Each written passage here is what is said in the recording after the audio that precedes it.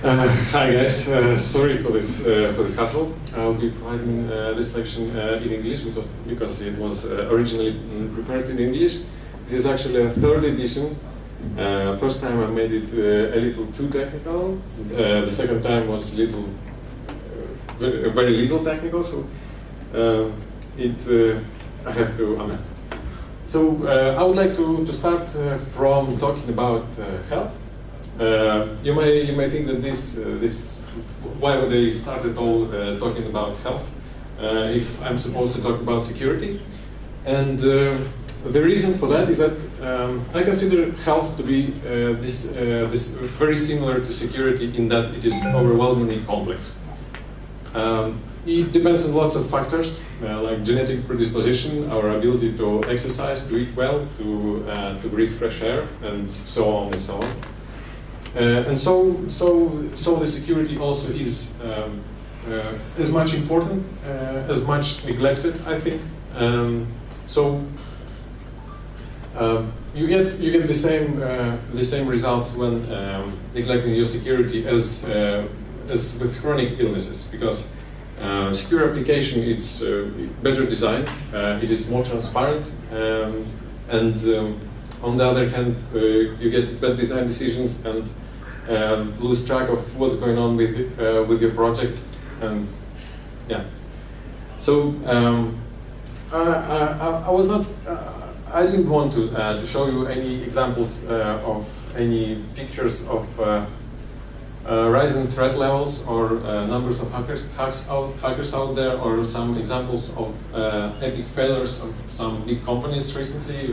We all know Slack and LinkedIn and the guys like this. But I just put some random slides here, just to make you aware that Poland is in 10th place of numbers of hack attempts and cyber crimes, so it's very much actual here.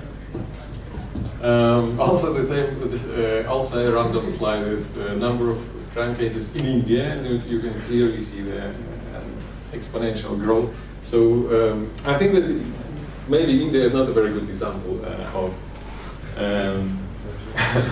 but it is nevertheless proves the point. So. What is information security? Just to remind you a bit. No, whether you've heard about the CIA triangle. It has nothing to do with the agency, but it stands for confidentiality, integrity, and availability. And these are fundamental principles by adhering to which we can build the secure information systems. So. Confidentiality is a feature of a data system which guarantees that your data won't be disclosed to unauthorized users, entities, or processes. Means by which we achieve that range from access control systems. It's a very sorry. We have a wide variety of access control systems, and the next step is encryption. It is guaranteeing that your data will be unavailable to even if the data after the data breach. And the second is obscurity. The third is obscurity. These are just examples. The three main obscurity is not letting anyone know by accident or purposely what do you have to hide, because you can be a honeypot, and if you brag about security, someone will wonder what do you hide there. Integrity is also a feature of a secure system, and it relies upon trustworthiness, accuracy of your data, so that there is a proof that no one has accessed your data and modified it in an unauthorized manner. And that this is achieved by monitoring access, audit logs, and hashing. Hashing, not in the way on the infrastructure where we tackle unreliable media, but hashing in a way to prove like commit shard in GitHub, in code. So availability speaks for itself. It's a feature that guarantees that your data will be available to your customers, to your users at the time when they need it. It provides fault tolerance, disaster recovery, and redundancy to your application, and it is arguably the most visible part of an application, because when users can see 404 error page, it's much worse. It's much worse than anything from above. So now I'm going to talk about best practices when designing and maintaining infrastructure of web application. So obscurity is, I'll just give you an example. I never mentioned what do I do, what project do I work in Kainos Smart, and it is actually on purpose. Just to give you an example that no one actually should care apart of your customers, and if you're working with business customers, then sales are the correct people to give a first impression of your project without revealing unnecessary details, for example, as I know for my project.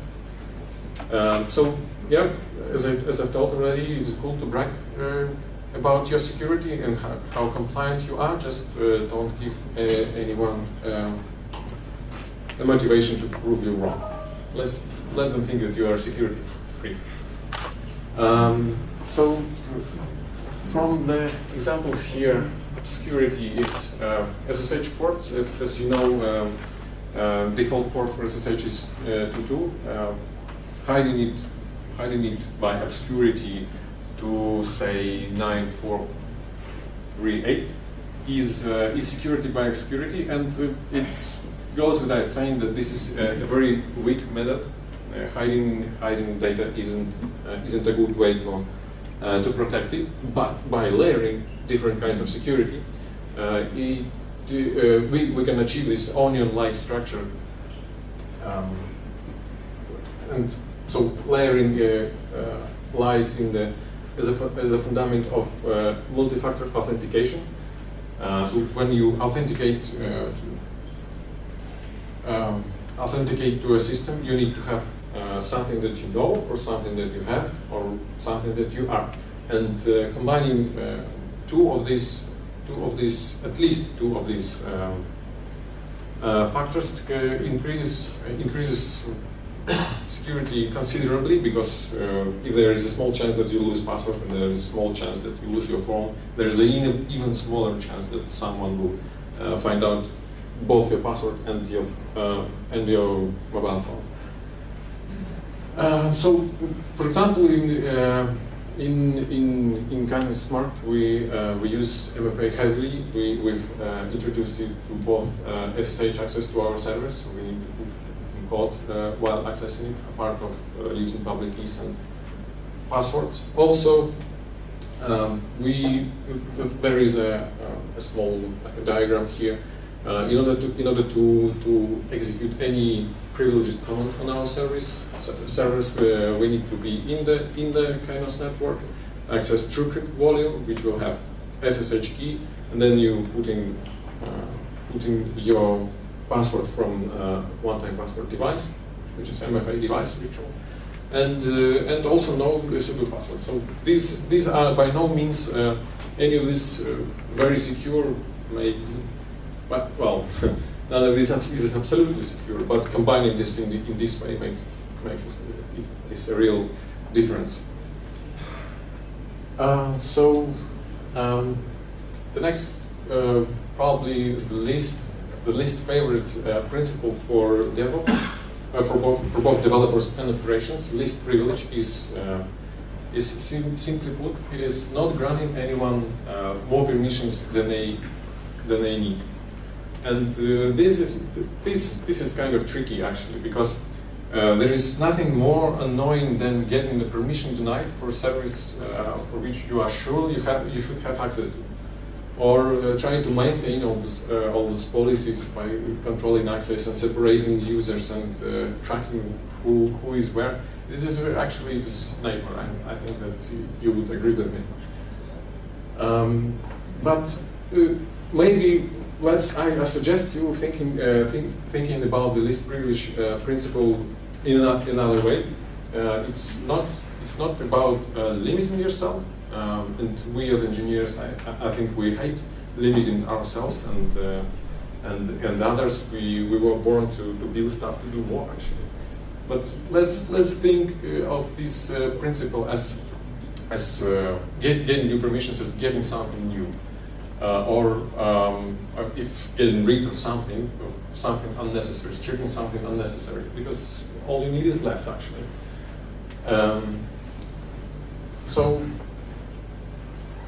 the least privilege principle provides us to, for example, in Kainos Smart, to separating accounts, admin accounts and usual accounts. This may sound a little bit too much. Why would you have two accounts? But this prevents actually both human error, potentially catastrophic, silly but catastrophic errors, and technical errors if some operation system goes berserk and tries to delete all of your data. You better make sure that you use different accounts and can delete everything in one go, for example. So just don't give one person too much power. So that is why in both in firewalls and identity management, for example, in Amazon, you have those deny by default rules. I've also mentioned disable root and using named accounts. Yeah. So the last but not least principle is separation of duties, and similar to launching a tactical nuclear missile when you need several people to turn the key simultaneously. The same way, separating business processes and important decisions on your application is actually a very good thing. And I know that DevOps is about melding those walls and separating of developer separations, and quality assurance is actually, if I say that this is a good thing, I may be good here. But the logical trick here is again don't give too much power into one hand.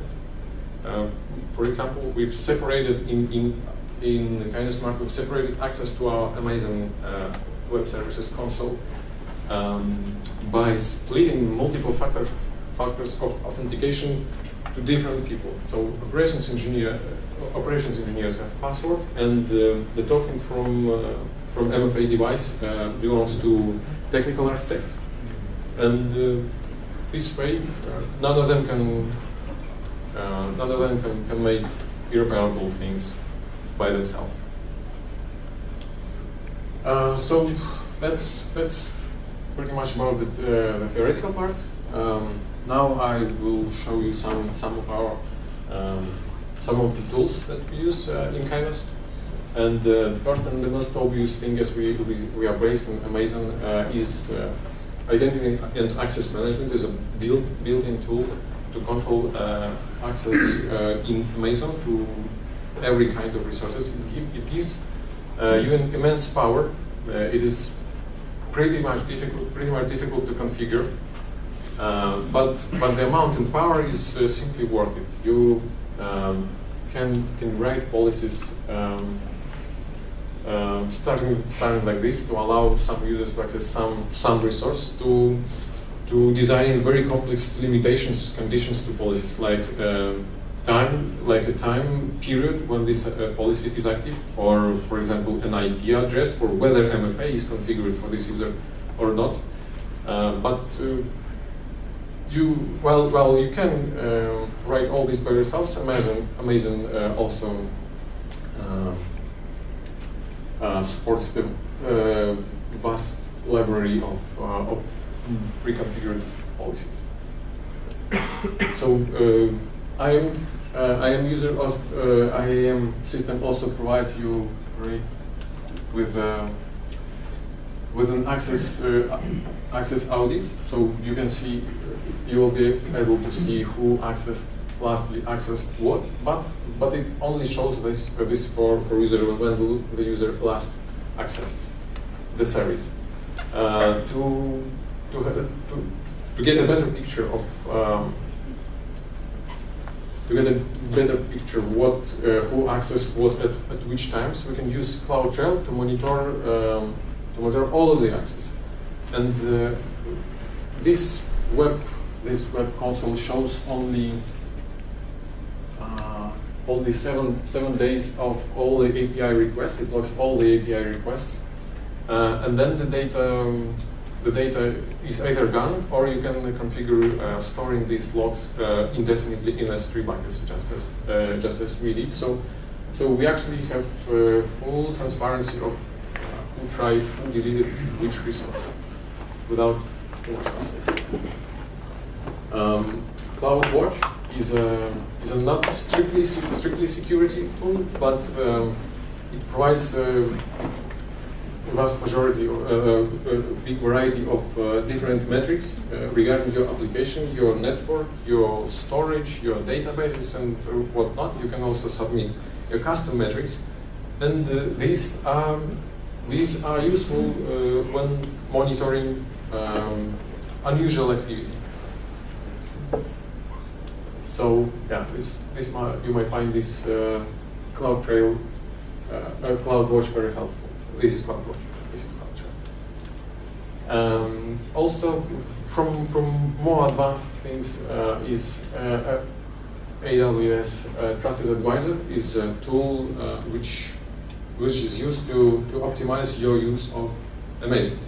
And there are 4 different areas, as you can see: fault tolerance, security, performance, and cost optimizing.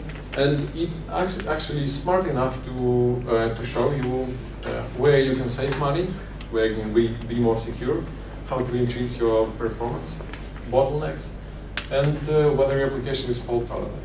So, not much to say about here. These are examples of the findings.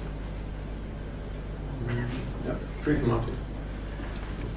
Amazon Inspector is one of our latest additions to our stack, and it is a tool which monitors. It's like not a penetration testing, but it's a vulnerability scanner for different Linux machines, and it is configurable in that way that you can run all of the checks that can ensure that you are, for example, PCI compliant or SOC 2 compliant. There are different presets. You can choose different presets, and by running this scanner, you will see which of the vulnerabilities applicable to your server and how to strengthen your security. But this tool is in preview actually. So it reported. If you'll try, you can see here that it states that some package has a version below recommended, but in fact it shows that it's not. So most of the others that were related to updating the operating system were actually not so reliable. But that's why it is in preview. Otherwise, we've used it a lot to before our external penetration testing. So to see less critical and major red and orange. So to sum up, the security. If you think of a security as a habit, not as a process, not as a state, but as a habit, then there are good chances that it will stop being regarded as something boring, because when I first came into Smart and saw how much we pay attention to security, I was really overwhelmed and thought that well, this might not be my favorite project. But after years of working there and taking this security first perspective deeply into the heart, I can say that this can be fun. And there are five steps, I think, to achieve such state. First of all, you should learn. As we all engineers, we went through our studies just to scrap all of that knowledge to go to work and learn again. So yeah, never stop learning. Now and then have some security training or awareness training. If you knew something new, then communicate it through your team. Gain a support group. Be a role model. Encourage good practices and discourage bad practices. Probe your security for errors. You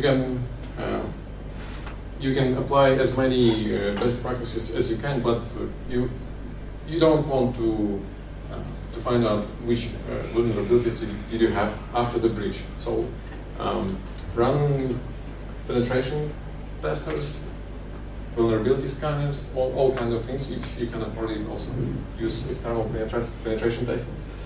And automate. Much of the logs gathering can be automated.